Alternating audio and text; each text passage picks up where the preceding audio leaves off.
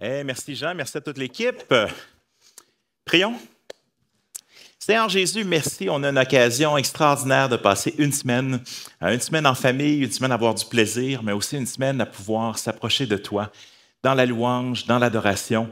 Parle à nos cœurs. Seigneur, je ne sais pas ce qui est derrière nous, dans quelles conditions on arrive au camp, mais Seigneur, toi, tu connais toutes choses.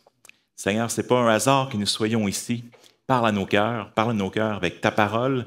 Parle à nos cœurs au travers les frères, les sœurs, Seigneur, qui sont ici cette semaine. Fait qu'on puisse ressortir de ce camp. Bon, on est peut-être fatigué avec courir par toute la semaine à jouer à des jeux, mais quand même reposer. Puis avec une âme qui se repose aussi en toi. Dans le nom de Jésus, nous te prions. Amen. Alors, bonjour, mon nom est Jean-Sébastien Morin. Ça me fait vraiment plaisir de vous rencontrer, d'être avec vous cette semaine. Alors, me présenter un peu, vous savez, on porte tous plusieurs chapeaux dans une vie. Donc, je suis marié, on vient de fêter 21 ans de mariage là, il y a 2 semaines. Fait que ça passe vite. 4 ados, ou presque, donc 16, 14, 12 et 10. Donc, ça bouge beaucoup à la maison. Vous allez voir, ça va sortir, c'est pas autrement. Je suis un geek aussi. J'aime la science-fiction, j'aime les jeux de société, les jeux vidéo, les choses comme ça. Et c'est un miracle que nous soyons ici, arrivés à temps. Il y a 2 jours, ma plus vieille servait dans un camp en Ontario, puis après pour 5 semaines, puis on était la chercher. Puis, donc, à Toronto, avec notre van, puis on en profitait pour aller faire quelque chose. Ça faisait des années que j'attendais. Le musical de Retour vers le futur. Donc, c'était fantastique. C'était à Toronto. C'est phénoménal. Si vous aimez la série, allez voir, ça vaut vraiment la peine. Et là, on est à 1 kilomètre d'arriver au théâtre. Le show commence dans à peu près une demi-heure. Et tout d'un coup, j'entends le tremblement. Ce n'est pas le retour du Seigneur, mais ça commence à trembler. Tout le char commence à trembler. Le moteur commence à faire ta. Puis là, on est à 30 minutes du show. Si tu n'arrives pas à l'heure, c'est pas comme un film, tu peux rentrer n'importe quand. Ils ne te permettent pas de rentrer tout le temps pour ne pas déranger les acteurs. Et là, on prie Seigneur. Ça fait qu'on se rende et qu'on trouve la place puis qu'on ne bloque pas l'entrée de tout le monde. Et on arrive, tu as le théâtre, tu as le parking qui est juste devant. On rentre dans le parking payant, puis il est presque tout plein. Il y a 3 cônes. Puis le gars, il prend un des cônes, il le tasse, il dit « Prends ça. » Il n'a plus rentré là.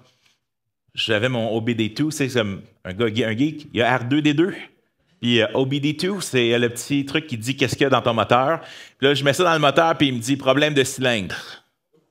Injecteur. Mon ami ChatGPT. Hey, j'ai ces codes-là. Qu'est-ce que je fais avec ça? Il dit, je tais-toi. J'irai chercher de l'aide. Conduis pas avec ça. On va à l'intérieur, on écoute la présentation, c'était vraiment un spectacle, tout en réfléchissant, des fois les inquiétudes viennent, mais Seigneur, aide-moi à apprécier quand même le moment présent. Et là, on sort dehors, il est 3h30, le samedi après-midi, quand tu as un problème de garage. Et fait que là, les enfants étaient là avec moi, on a tout notre stock pour monter ici. Puis là, on a prié, je dis, écoutez, je ne sais pas où est-ce qu'on va dormir ce soir, mais on va dormir quelque part ce soir. Puis on va passer diverses étapes, mais demain soir, on a besoin d'être au camp des bouleaux, à 600 km, alors que le garage est fermé. Et au travers de toutes les étapes, le Seigneur a vraiment été bon. Les assurances ont pu nous faire tower jusqu'à un garage qui était super louche downtown Toronto. Puis après ça, puis j'y parle, j'ai difficulté à comprendre ce qu'il me disait, puis en même temps, il dit, mais écoute, je vais rentrer demain pour voir qu'est-ce que je peux faire pour toi, mais les chances sont que je ne pourrais pas le réparer avant mardi. Fait que par la foi, bon Seigneur, bon, mais comment est-ce qu'on se rend après ça? Et finalement, c'est là qu'on voit qu'on a des frères, des sœurs dans la foi qui sont vraiment, quel amour qu'on peut avoir les uns pour les autres. J'ai un bon ami, un frère dans la foi qui est descendu de Montréal venir nous chercher à 00h30. J'ai laissé ma vanne dans le parking du garage Super Louche. On a transféré une bonne partie des choses. On est revenu, on a conduit toute la nuit pour se rendre jusqu'à Saint-Eustache. Il nous a fait dormir chez lui. Lui, il allait prêcher ailleurs, donc quelques heures après. Donc vraiment le sacrifice. Et ils nous ont laissé leur vanne pour la semaine. Et en même temps, un autre frère que lui, je connais pas du tout, donc dans le camp où ma fille était cet été, je dis, écoute, je ne peux pas aller venir la chercher parce que lui, dans le garage Super Louche, c'est qu'il n'y a pas grands espaces pour parquer les chars autres. Fait que je ne peux pas la laisser là. Fait que, mais un frère que je connais vraiment à peine qui dit, je dis, écoute, est-ce que tu peux me rendre un service quand il va être prêt mercredi? Est-ce que tu pourrais aller le chercher puis l'amener au camp? Puis je vais aller le chercher au camp éventuellement. Puis il dit, il n'y a pas de problème, ça me fait plaisir, si tu as besoin de quelque chose d'autre, n'hésite pas. C'est à l'amour que vous avez les uns pour les autres qu'ils reconnaîtront que vous êtes mes disciples. Puis ce que je disais à mon ami qui est venu me chercher, puis on leur a écrit un mot, je dis, si dans le dictionnaire, il y avait des photos, à côté du mot amitié, on aurait une photo de votre famille. Puis à quelque part, donc, cet amour que nous avons les uns pour les autres, puis, tu sais, quand ça dit, ne dites pas simplement, ah oui, vas-y mon frère, je prie pour toi. Il dit, mais aimer en action et en vérité, c'est ce type d'action que le Seigneur nous appelle. Donc, d'autres chapeaux que je porte. Donc, je suis un des pasteurs à l'église où je vais, donc l'église évangélique des deux rives, dans le coin de Belleuil. Il y en a une autre maintenant dans le coin, là, Chicoutimi, là, ça c'est la deuxième de ce nom. On avait un trademark, mais bon, c'est correct. Mais donc, je suis un des pasteurs là-bas, mais mon rôle principal, c'est, je suis directeur du Québec pour une organisation, pour une mission qui s'appelle One Hope Canada, qui était anciennement Canadian Sunday School Mission.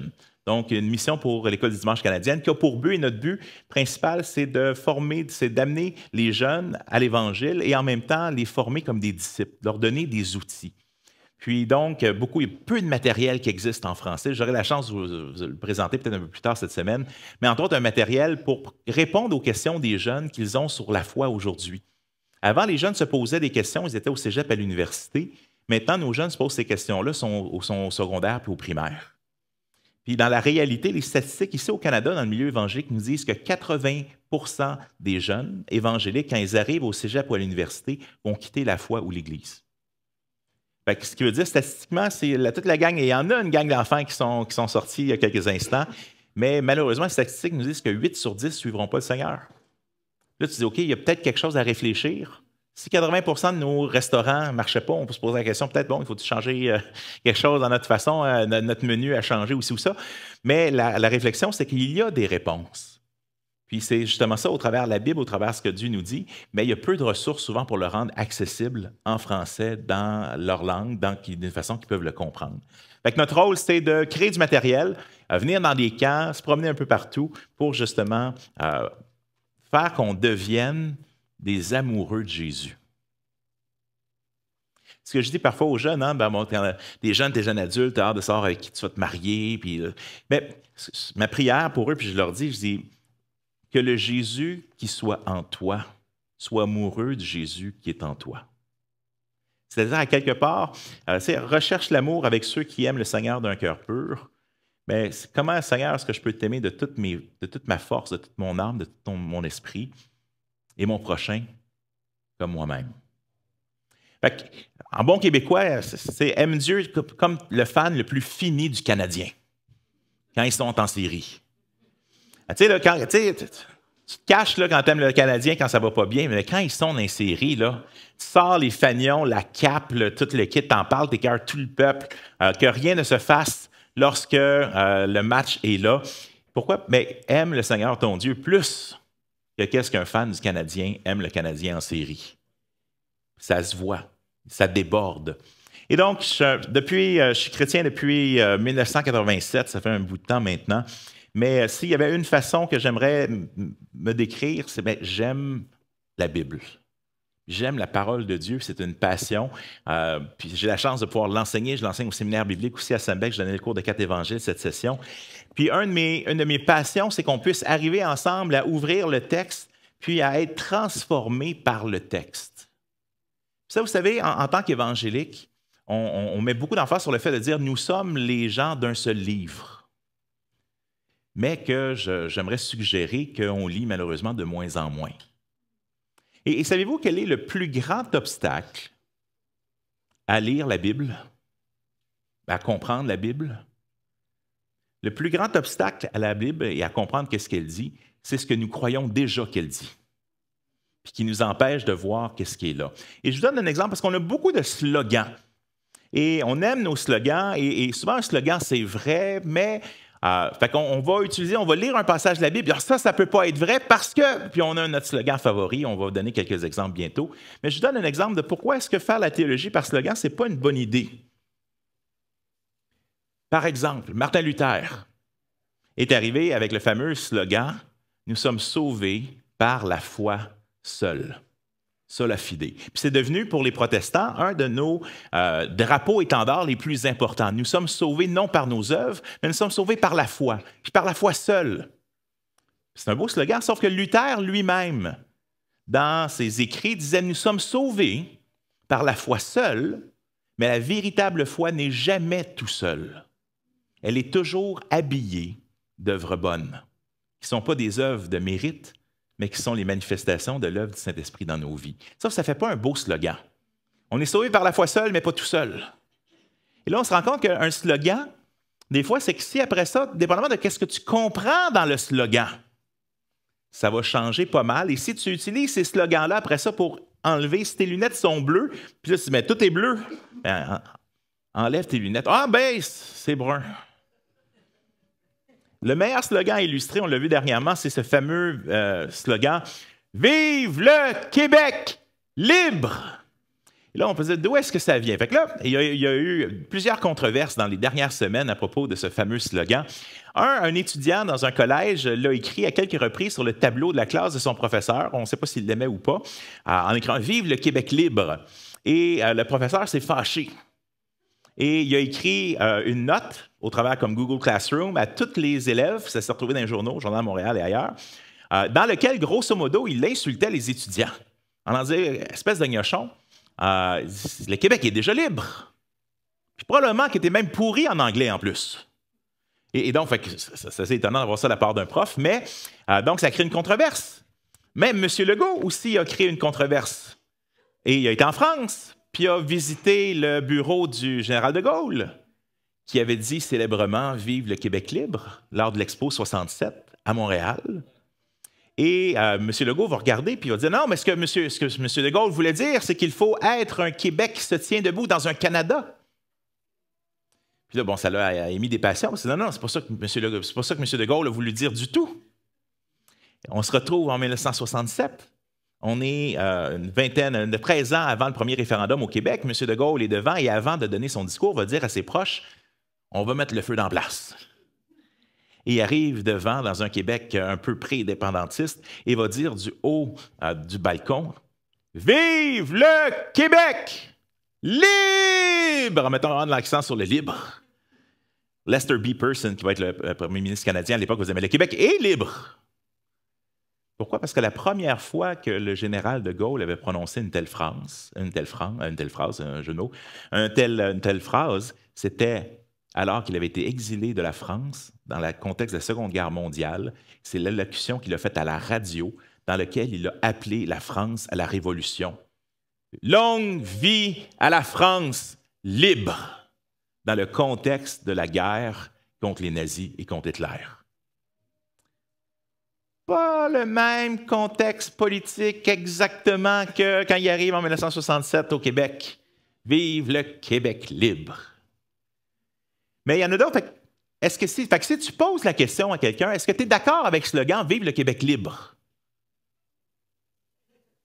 Ben là, ça dépend dans quel contexte tu veux le dire, parce qu'en 1970, il y avait un autre groupe aussi qui utilisait le « Vive le Québec libre », le FLQ. Le Front de libération du Québec, une des pires crises qui a lieu au Canada, au Québec, avec l'instauration de la loi martiale au Québec, avec l'assassinat d'un personnage policier qui avait été enlevé. Et le FLQ utilisait le « Vive le Québec libre » comme son slogan pour essentiellement être une organisation terroriste au Québec. Alors, est-ce que « Vive le Québec libre » est un bon slogan? Puis en plus, si tu es fédéraliste, mais là, de l'autre côté, là, tu te dis « Ah, mais non, c'est vraiment pas un bon slogan pour d'autres raisons. » Et ça, c'est juste l'exemple qu'un slogan peut tellement être interprété de façon différente que souvent, un slogan a besoin d'être expliqué, mis en contexte et nuancé. Et la théologie par slogan, c'est jamais une bonne idée. Pourquoi? Parce que souvent, la moitié des gens vont comprendre le contraire. Je vous donne un exemple, c'est un principe fondamental protestant. Quand Martin Luther va justement remettre en question, il va aller avec ses 95 thèses, c'était le Facebook de l'époque qui a été mis sur le mur du château, 95 thèses qui remettaient en question où il disait l'Église de Rome vendait ce qu'on appelle des super-indulgences. Essentiellement, c'est des sorties du purgatoire sans frais. En fait, il y avait des frais, tu payes pour avoir ce bout de papier-là qui permettait à toi ou à un de tes proches de sortir du purgatoire, qui est un genre de pré-enfer qu'on ne retrouve pas dans la Bible en plus. Et donc, on vendait des choses pour sortir. Alors, tu peux payer pour ton oncle, tu peux payer pour ton enfant, tu peux payer pour... Et là, plein de gens achetaient ces super indulgences. Et Luther, qui va lire, va redécouvrir beaucoup l'Écriture, va se rendre compte que l'Écriture n'en parle pas. Il va mettre ces 95 thèses-là sur le château, sur les portes du château de Wittenberg, pour dire au pape essentiellement, écoute, il faut que tu corriges la situation. Pensant que le pape va lui donner raison. Le pape Léon X, va plutôt faire une bulle d'excommunication papale, essentiellement un gros document officiel auquel tu mets un sceau dessus, et qui voulait essentiellement excommunier Luther, le kicker en dehors de l'Église. Mais on lui a donné une chance à la Diète de Worms, en Allemagne, et d'aller et d'avoir un débat. Luther arriva, mais ce n'était pas un débat du tout. Le cardinal qui le rencontre va lui dire essentiellement ce que tu vas avoir à faire devant la foule. Essentiellement, tu te mets à genoux, tu baises ma bague et tu dis recanto, qui veut dire je me recante, c'est-à-dire ce que j'ai dit ou ce que j'ai remis en question, c'est de ma faute, j'ai mal parlé et on va passer à autre chose. Luther, et ça, dans le film de Luther, il est fantastique. La seule chose que j'aime pas dans son film, c'est qu'il est gringalet de même, alors que Luther, c'est un bulldozer. Théâtral, un peu over the top, un personnage un peu over the top, et il dit « Donne-moi 24 heures pour y réfléchir ». Puis 24 heures plus tard, il se retrouve devant la foule, devant le cardinal, devant tout le monde. Il va dire cette fameuse phrase « Si je ne peux pas être convaincu par l'Écriture et la raison seule, mes pensées restent captives à la parole de Dieu. » Et donc son débat, c'est-à-dire « Montre-moi dans l'Écriture, et si ce n'est pas là, eh bien ça doit partir de notre foi et de notre pratique. » Donc, dans le contexte, donc, on adopte en tant qu'évangélique, en tant que protestant, le sola scriptura, c'est-à-dire nous croyons que l'Écriture seule est infaillible, comme pour tout ce qui est foi, doctrine et pratique. Sauf que, ce n'est pas exactement le slogan que Luther a utilisé. Luther a utilisé « si je ne suis pas convaincu par l'Écriture et la raison ». Parce que comment est-ce qu'on lit l'Écriture? C'est de la façon dont on va lire ce que le texte dit, on va comprendre ce que le texte dit dans son contexte. Ce n'est pas faux ce qu'il a dit, mais le slogan qu'on utilise est souvent transformé. Et Luther a rapidement combattu contre des gens qui comprenaient le sola scriptura comme une autre façon qu'on appelle le solo scriptura. L'écriture en solo. Moi, tout seul, en plus j'ai le Saint-Esprit, fait que moi, tout seul dans mon salon, j'ai accès, là, je suis plugué là, sur la connaissance ultime, et ça fait que l'interprétation de chaque individu, dans les mots de certains, il dit, ça le fait qu'on est passé d'un seul pape à une communauté de petits papes qui pensent savoir ce que le texte dit. Et le solo scriptura, souvent, est devenu parfois, on n'a pas besoin d'enseignants, on n'a pas besoin de docteurs, on n'a pas besoin de théologiens, parce que j'ai accès au Saint-Esprit. Mais l'Écriture nous dit quoi? Éphésiens 4.11, il l'a mis dans l'Église, des docteurs, des prophètes, des enseignants, des pasteurs. Mais Jacques 3.1, soyez peu nombreux à enseigner, car vous serez jugés plus sévèrement. Fait que là, on se rend compte que le slogan et le principe est super important. Et je le précise des fois aux étudiants, il serait peut-être plus juste de le nommer sola scriptura infallibilis. Seule l'Écriture est infaillible. Parce que Dieu a mis d'autres autorités dans nos vies. Les pasteurs en sont dans l'Église locale. Puis même, on va dire, et on a des difficultés avec ces genres de versets-là, c'est obéissez, respectez vos anciens. Puis un Pierre va dire, mais faites-le avec... Rendez-leur pas la vie dure pour qu'ils le fassent en chignant, parce qu'ils ont la responsabilité de vos âmes. Ça, c'est ce qui me fait le plus peur en tant que pasteur. C'est que j'arrive un jour devant lui, puis que j'aille à rendre compte. Les gens font leurs propres décisions, là, comprenez bien. Mais qu'on a quand même une certaine responsabilité. Je ne pourrais pas arriver devant Dieu et dire, suis-je le gardien de mon frère? Parce que manifestement, l'Écriture a mis des bergers, des gens qui prennent soin. Oui, on est des sous-bergers sur le grand berger. Tu sais, on a nos phrases qu'on aime bien, des fois dans le milieu évangélique. Mais la réalité quand même, c'est que les pasteurs ont une responsabilité. Puis ma part la plus grande, c'est que Dieu, quand je vais arriver en haut, va me dire, pourquoi les as-tu encouragés à jouer à l'Église? Parce qu'on peut avoir tout le temps la même forme, on peut dire les bons mots, on peut dire les choses qu'on est habitué d'entendre, puis perdre complètement notre sel. Si le sel perd sa saveur, à quoi bon sert-il? Puis, le problème, c'est qu'on joue, et le problème avec ce solo scriptura, et c'est souvent ce qui arrive, c'est que quand on parle de l'écriture seule, bien, ça ne veut pas dire l'écriture en solo. Même d'ailleurs, 27 des commandements, les uns les autres dans le Nouveau Testament, le livre est écrit à une communauté, est écrit à un peuple. Elle n'est pas écrite seulement à toi tout seul dans ton salon. Il y a fait quelqu'un à un moment donné qui se promenait d'église en église dans notre coin pour convaincre les gens de ne pas aller à l'église. C'est un ministère étrange. Puis à un moment donné, il me voit dans un restaurant, puis il s'assied, puis il dit « Ah oui, toi, t'es le pasteur de telle place », puis il commence à jaser. Puis là, tu vas me demander si je suis dans une église. Puis je le regarde, moi, je n'avais pas dit encore quasiment un mot, je me regarde, tu poses la question, tu peux aussi bien y répondre. Puis là, il me rembarque « Ah, mais non, ta. » Et là, je pose la question, je dis « Écoute, tu sembles en savoir beaucoup. » Le mot en grec pour église, c'est quoi? Ecclésia. Ça veut dire quoi littéralement? Assemblée. Je dis, ben, c'est bien dur de s'assembler tout seul.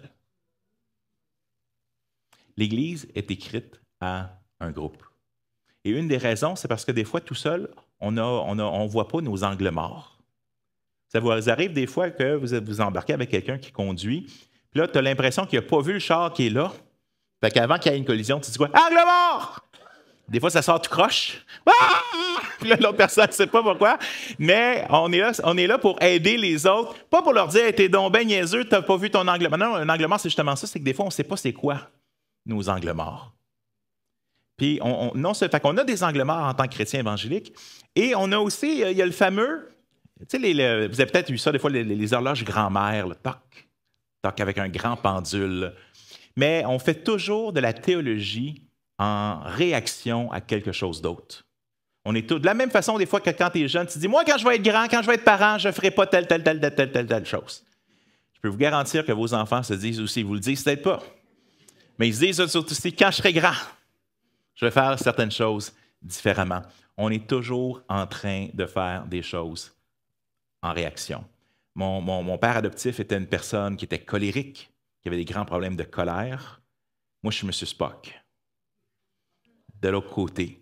Je suis un peu stoïque. On leur dit, ben, littéralement, au début de notre mariage, je vois quand Cathy me pose une question, puis je dis, comment tu te sens?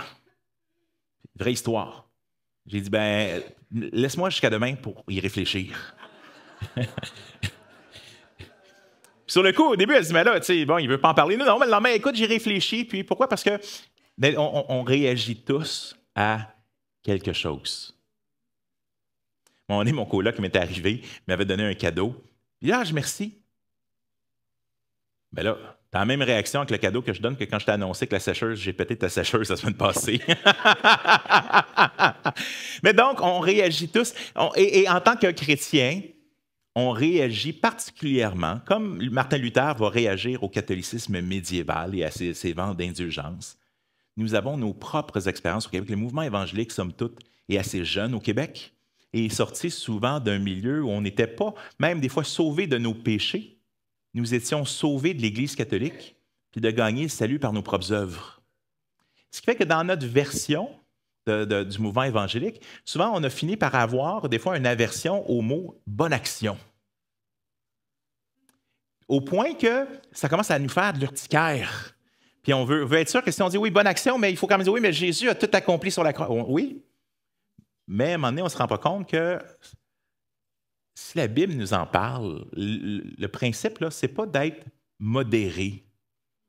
L'important, c'est d'être biblique, puis de voir ce que la Bible nous dit. Mais j'aimerais vous suggérer que notre jeu favori en tant qu'évangélique, c'est de jouer à bataille navale, battleship. Puis on a toutes nos petites, on a le cuirassé baptiste, puis notre porte-avions pentecôtiste, puis on a le sous-marin des frères, puis... Et là, on joue au battleship parce qu'on va utiliser des versets de la Bible pour tuer ou canceller d'autres versets de la Bible. Et là, on se rend compte que là, tu as une liste A et une liste B. Puis là, ben, c'est qui gagne? Celui qui n'a plus de munitions à la fin? Je vous donne quelques exemples. Et si j'étais un X-Man, là, moi, j'ai le pouvoir de faire apparaître des versets. Ça arrive, des fois, je suis avec les éditions séminaire biblique, puis des fois, je dis, as-tu déjà vu ça, ce verset-là, toi? Parce que pourquoi? Parce qu'on a quelque chose qu'on appelle la dissonance cognitive. Un grand mot, là, mais ce que ça veut dire, c'est tu as beau voir. À un moment donné, j'étais avec un témoin de Jéhovah. J'étais un peu comme Obélix avec les témoins de Jéhovah, là, avec les Romains, là, quand ils arrivent. Puis là, je dis oui, oui, rentre, rentre. Et je me rappelle une fois, tu sais, je les amène à mon donjon, je les amène à ma cave. Et là, ils s'assoient, tu sais, puis là, tu as comme deux bibliothèques complètes de Bibles. Là, tu les vois comme tout d'un coup, ils regardent là, la porte barrée ferme. Non. Mais, non, blague à part, mais les témoins de Jéhovah sont un mouvement qui dévie du christianisme et c'est probablement une des seules Bibles, ils ont leur propre version de la Bible, une des seules Bibles qui est trafiquée. C'est-à-dire que des versions importantes de la Bible ont été changées, dont le fait, par exemple, que quand ils vont parler au commencement était la parole est avec Dieu. La parole, bien sûr, c'est le Logos, c'est Jésus, c'est Dieu le Fils. Et la parole était, il rajoute un Dieu, avec un petit D puis un devant. Et quand tu arrives à Jean 8, 58, quand Jésus est en train de parler un grand discours, il m'a dit « Avant qu'Abraham ne fût, moi, je suis. » Et il fait référence à quand Moïse est sur la montagne puis il est envoyé par Dieu aux Israélites. Qui vais-je dire qui m'envoie? Je suis. Et tout de suite après, les Juifs vont prendre des pierres et ils vont vouloir lapider Jésus sur le spot. Pourquoi? Parce qu'il vient grosso modo de déclarer sa divinité. Il est Dieu qui est venu visiter son peuple. Sauf que dans la traduction des témoins de Jéhovah, c'est marqué « Avant qu'Abraham ne fût, moi, j'étais ». Changeant, il y a toute une différence entre j'étais, en voulant dire j'existais avant, j'étais peut-être un ange, il y a plein d'options possibles, les témoins de Jéhovah vont avancer. Et là, tout d'un coup, mais même dans leur Bible, je commence au début de l'Apocalypse, tu as Jésus qui est là, il dit « Moi, l'alpha et l'oméga, le premier et le dernier ». Et eux, ils pensent « Non, c'est Jéhovah, c'est Dieu qui parle. » Je dis « OK, je te le concède. Prenons ça pour... OK, allons maintenant en Apocalypse, chapitre 22, verset 16. Moi, Jésus, je suis le premier et le dernier. Là, tu as le témoin de Jéhovah qui est là. Là, ça fait bzzz, bzzz, bzzz. Il est incapable de le voir. C'est marqué. Pourquoi c'est ça qu'on appelle la dissonance cognitive? C'est que le texte a beau dire quelque chose, notre cerveau nous amène à dire c'est pas possible que ça dise ça. Et quand ça ne fera pas trop fort, ce qu'on fait, c'est qu'on lime à ongles ces passages bibliques pour que dans notre tête, ça dise déjà ce qu'on est habitué que ça dise. C'est ça la dissonance cognitive. Et là, bon, c'est un peu théâtral. Vous savez, les témoins de Jéhovah ont quand même un grand respect pour la Bible et pour les livres eux-mêmes. Ils ne vont pas écrire dedans, ils ne vont pas utiliser le feutre. Et j'avais une vieille Bible là, de vente de garage. Et là, j'ai dit, sais-tu qu'est-ce que vous êtes en train de citer? Mais je ne peux pas croire ça. C'est ce qu'il me dit, je ne peux pas croire ça. Je dis, sais-tu qu'est-ce que tu es en train de faire avec la Bible? Il me dit, non. J'ai pris la dernière page sur laquelle c'est écrit, moi, Jésus, je suis l'alpha et l'oméga. Je l'ai arraché. C'est ça que tu es en train de faire avec la Bible. Je l'ai flippé, je l'ai mis devant lui, puis je dis, regarde ce dernier verset. Si quelqu'un retranche quelque chose de ce livre, il sera retranché de l'arbre de la vie. Tu peux partir avec.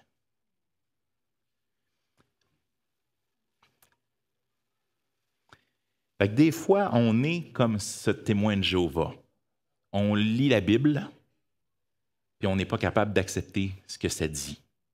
J'aimerais ça vous donner quelques exemples, puis ça sera notre introduction pour aujourd'hui. Puis après ça, on va commencer à dépacter nos choses cette semaine pour nous aider à voir. Parce que le péché, justement, on ne l'aime pas. On l'aime parce qu'on veut le garder, puis on ne l'aime pas non plus. On n'aime pas en parler, puis on est mal à l'aise d'en parler.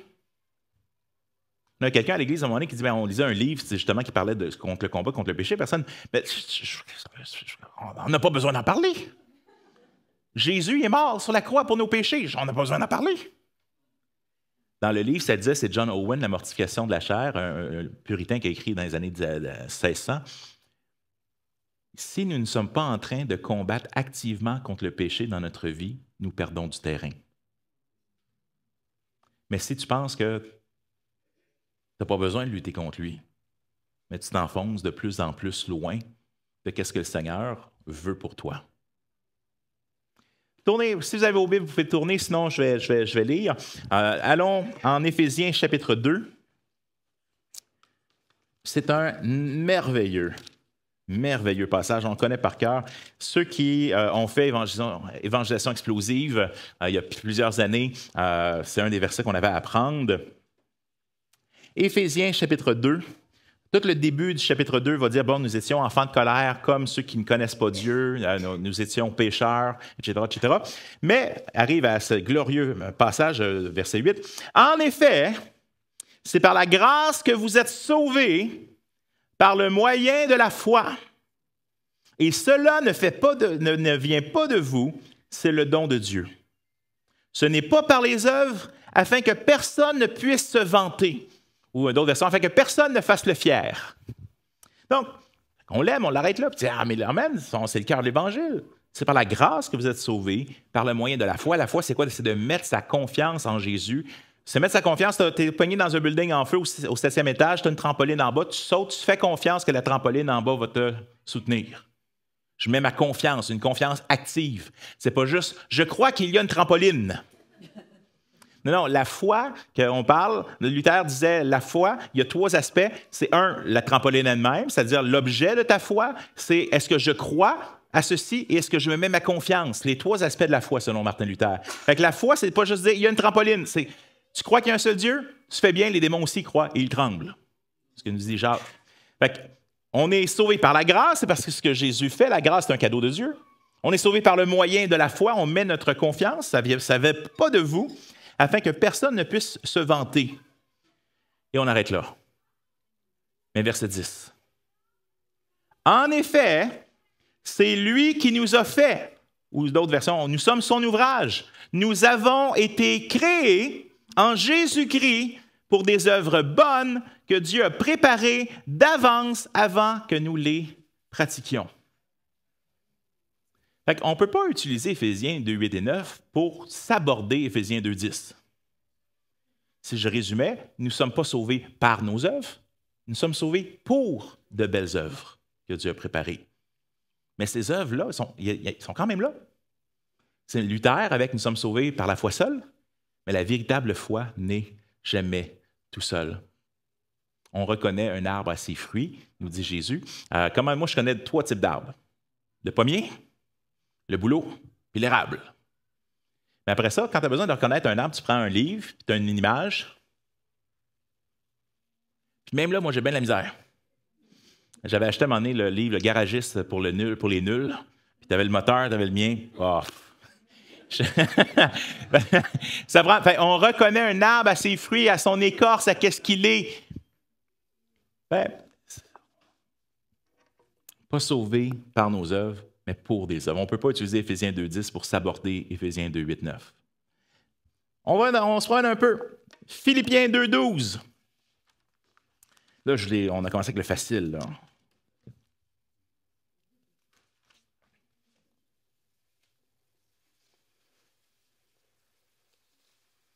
Éphésiens chapitre 2, verset 12.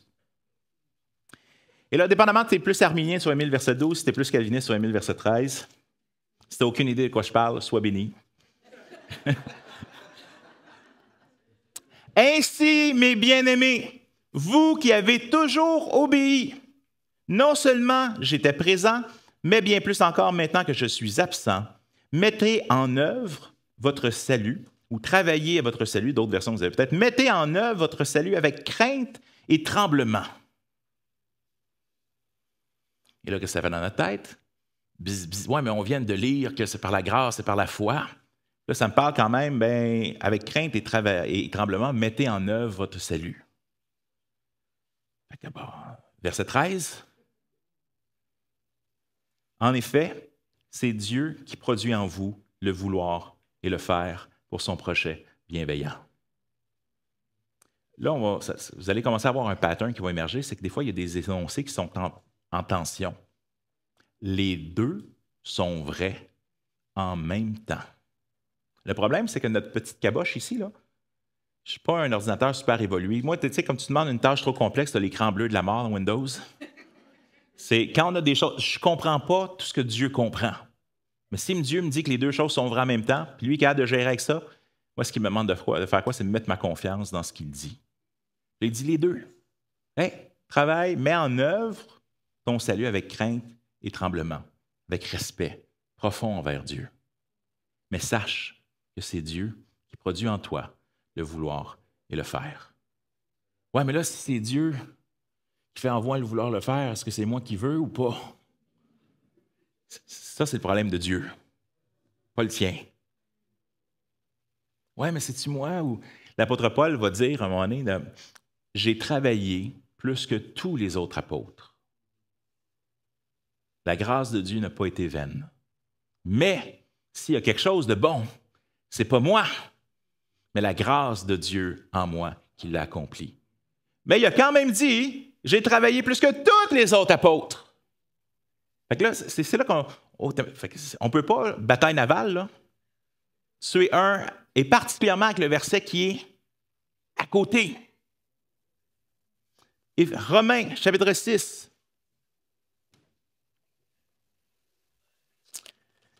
On va commencer avec le 23. Puis après ça, on va reculer.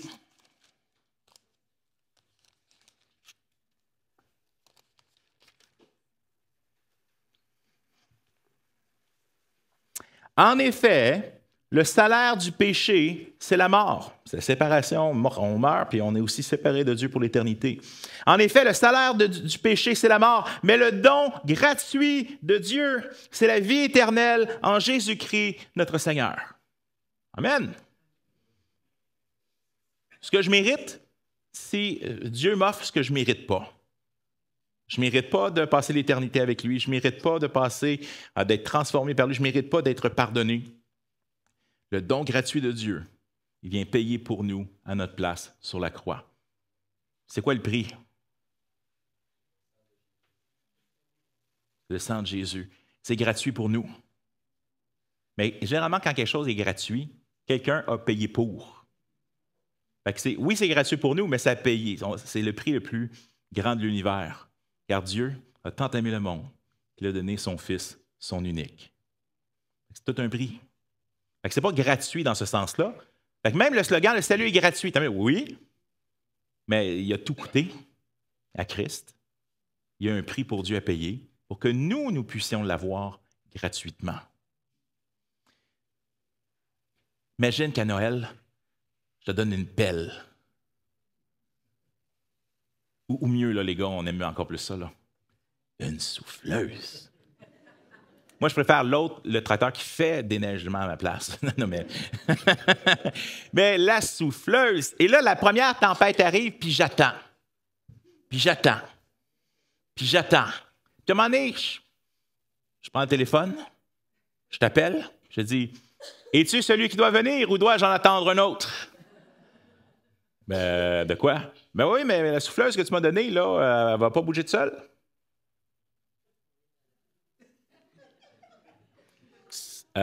Oui, mais c'est parce que c'est pour que tu la passes, la souffleuse. Non, mais tu m'as dit que c'est un cadeau.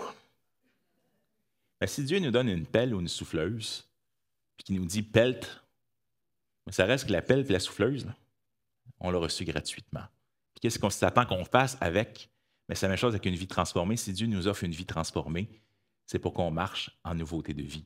On voit exactement ça en Romains chapitre 6. L'apôtre Paul va dire « Pécherions-nous comme dans l'abondance? Parce qu'on est dans la grâce? » Ben non. Que celui qui dit « Suivre Christ », ben marche en nouveauté de vie. C'est le symbole du baptême qui est dans Romains 6. Quand on baptise les gens, on les met sous l'eau. C'est le symbole qu'on s'identifie à ce que Jésus-Christ a fait pour nous à la croix. Je suis mort avec lui, puis qu'est-ce que l'apôtre Paul dit? Et comme nous serons aussi ressuscités, ben nous sortons de l'eau et nous marchons maintenant en nouveauté de vie. Donc, on est transformé pour un but, pour des belles œuvres que Dieu a préparées d'avance. J'ai travaillé plus que tout, mais c'est la grâce de Dieu qui l'a fait en moi.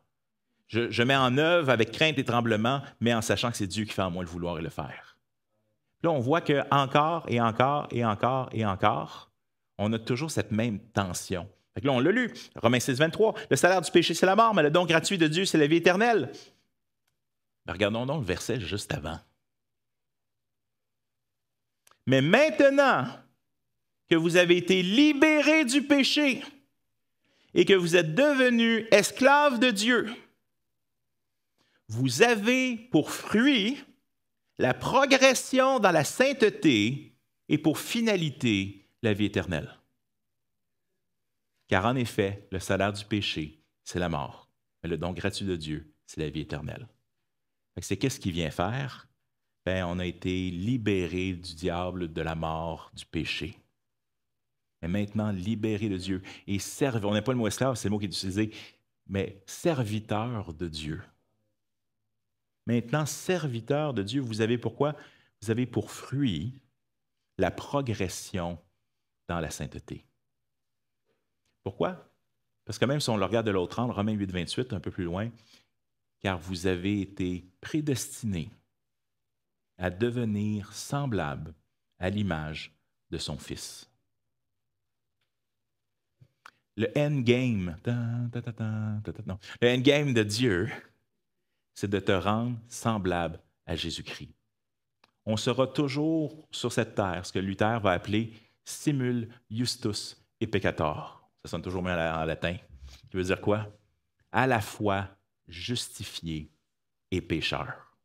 D'où le titre de notre thématique cette semaine, sauvé, pécheur et en chantier. C'est que toute notre vie, on va arriver, la perfection, on ne l'atteindra jamais. C'est lui qu'il va falloir qu'il le fasse dans le body shop céleste, une fois qu'on est à l'autre bord ou quand il revient.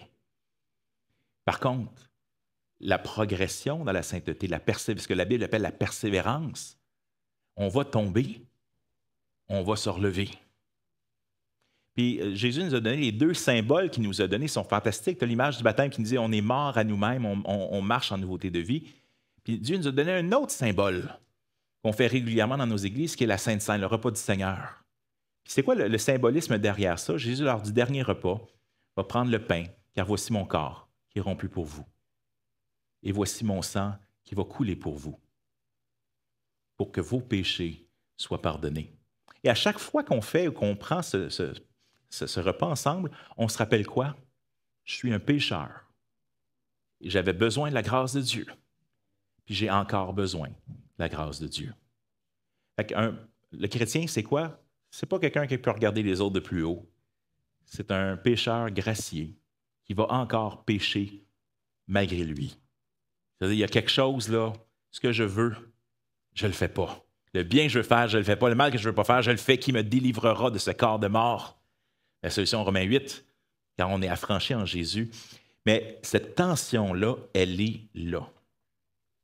Terminons avec 1 Jean, chapitre 5. Puis on aurait pu continuer encore, puis encore, puis encore, puis encore à montrer ces versets. Puis là, le pire dans tout ça, là, c'est qu'ils sont un à côté de l'autre. Puis on n'est même pas capable de les lire en sortant avec « Hey, sais-tu quoi? Dieu fait en moi de vouloir le faire, mais j'ai aussi une responsabilité. Puis même quand j'accomplis cette responsabilité, c'est la grâce de Dieu qui le fait en moi. Alors, mais quel est mon rôle? » Mais comme Charles Swindoll le disait, un prédicateur que j'aime beaucoup, la Bible n'a pas été écrite à Dieu. Elle a été écrite à toi. Et il a mis quoi dans ton cœur? Le Saint-Esprit, pour tous les véritables croyants. C'est une des promesses de l'Ancienne Alliance. Je mettrai ma loi, mon esprit dans votre cœur. Et j'accomplirai ma loi au travers de vous, en Ézéchiel. Bien, c'est justement ça qu'il fait dans la Nouvelle Alliance. Dieu, le Saint-Esprit, vient habiter dans ton cœur. Ce n'est plus moi qui vis, c'est Christ qui vit à travers moi, en moi. Fait que la marche chrétienne, c'est de laisser à Jésus plus de place. Comme Jean-Baptiste dira, il faut que moi je diminue et que lui il grandisse. Parce que c'est exactement ce que Jésus veut faire avec vous dans votre vie. Il veut t'amener à ressembler à Jésus. L'apôtre Paul, il y a un verset qui m'a toujours troublé. Puis si ce n'était pas dans la Bible, je me disais, boy, Paul a un méchant problème d'orgueil. Peut-être que Paul avait un problème d'orgueil aussi, mais Paul va dire, il écrit, puis il dit à ceux qui l'écoutent, soyez mes imitateurs, comme je le suis moi-même de Christ. En Éphésiens 5, il va dire, soyez les imitateurs de Dieu, pardonnez-vous réciproquement. Imiter Dieu, c'est le standard que Dieu désire pour nous. Est-ce qu'on va y arriver? Bien, on va progresser. On va continuer à marcher. On va tomber. On va se relever. Mais on va avoir cette progression-là. Parce que pourquoi? Parce qu'il marche avec nous et sa grâce n'est pas vaine. Terminons avec 1 Jean 5.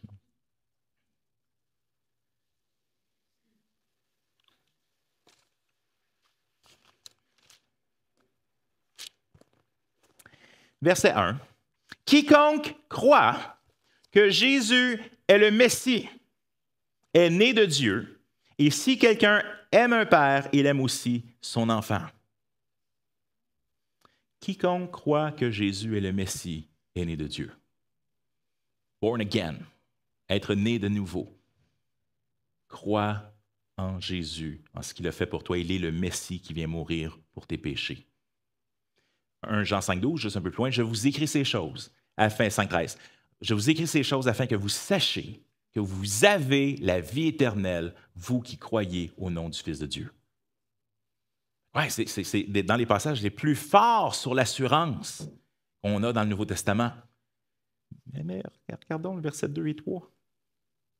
Nous reconnaissons, on est capable de voir que nous reconnaissons que nous aimons les enfants de Dieu au fait que nous aimons Dieu et que nous respectons ses commandements. En effet, l'amour envers Dieu consiste à respecter ses commandements et ses commandements ne représentent pas un fardeau. Ou j'aime une autre version qui dit « Aimer Dieu, c'est obéir à ses commandements et ceux-ci ne sont pas pénibles. » C'est ça le paradoxe. C'est pas que, comme certains vont finir par croire, on est libéré de tout commandement. Hein? Non.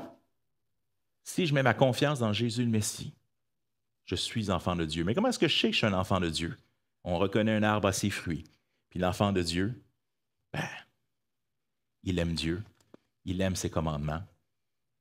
Puis ceux-ci ne sont pas pénibles. Ça, c'est peut-être la clé des fois qu'on a besoin. C'est que sans Dieu, le Saint-Esprit, pour t'aider dans cette marche-là, ça devient bien pénible. Fait que la clé, c'est pas de dire « Yahoo! Plus besoin de combattre mes péchés », parce que là, tu as le problème que tu vas t'enfoncer. On va commencer ce soir avec le passage en Hébreux 12, qui parle « Vous n'avez pas encore lutté jusqu'à la mort dans votre combat contre le péché. » Il s'attend qu'on se batte jusqu'à notre dernier souffle contre le péché qui va être sur notre route toute notre vie. Mais nous avons en lui victoire après victoire, gloire en gloire, parce qu'il est celui qui l'accomplit au travers de nous. Alors, est-ce qu'on retient quelque chose? Vive le Québec libre!